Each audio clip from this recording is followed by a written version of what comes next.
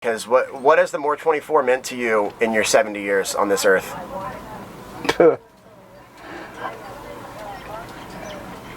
It's pretty ridiculous. I can't believe how I have patterned and lived my life with these boats all these years. The Moors, gee, we used to make all the regattas.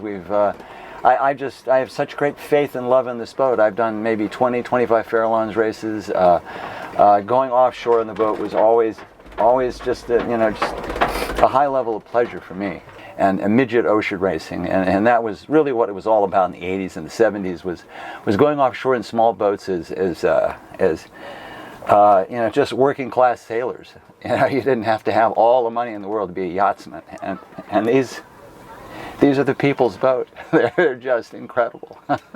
I've never had a better experience than sailing this particular boat across the Pacific. I mean, it was troubling and trying, in that there were a couple of big dorky guys that are maybe over the hill as far as our clumsiness level goes, but steering the boat and the miles that we made and the amount of pressure that we put on the boat to cross the Pacific was I mean, Randy and I really pushed this fucker hard. I mean, there were times where we were screaming across the Pacific, doing 15 to 20 knots, and you'd look up and you just go, man, what's going to break?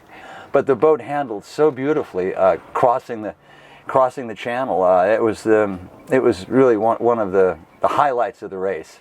In November, this boat came up for sale in November, and my birthday's in November, and Mary and we had been looking for this boat for years. We said, let's buy it, and then we'll see what happens. And so I bought it, and we pulled it and looked at it and shed a few tears over how shitty it was.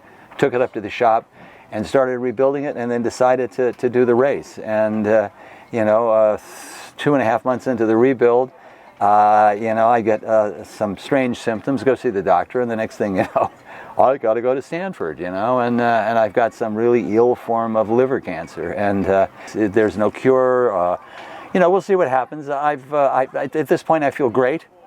I bruise a little easily. I've got a positive attitude. 15% survive the first 5 years, and I always figure that we can be in the top 15 out of 100.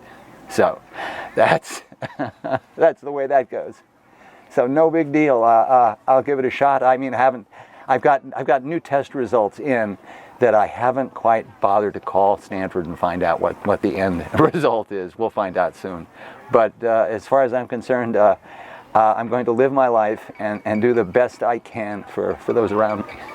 There's so much else in life, but it was one of the things I really, really wanted to do, and to do another Transpac on a small boat, and I'm just really privileged to be here right now. I really, really appreciate it. So many other things could have happened, and I'm really privileged to be here. I'm privileged to be among these sailors, and I'm just very lucky to be able to have a cool little toy like this to go out and really experience some of man being messed with nature, man out in the wild and the open, where you have nothing to worry about but keeping it going and keeping yourself afloat and keeping the boat moving, and there's no business, there's no money, there's nothing involved other than let's get it going. It's your turn. Hey, buddy, get up. Your turn to the barrel. And epic. That's all I can say. Epic. Epic with Lester. Friend for life. I met him when I was 12 years old, racing on a Santa Cruz 27 in Lake Tahoe in the championship race. And we ended up on the same boat together, and we've been friends ever since. High five to you. High five to you, man.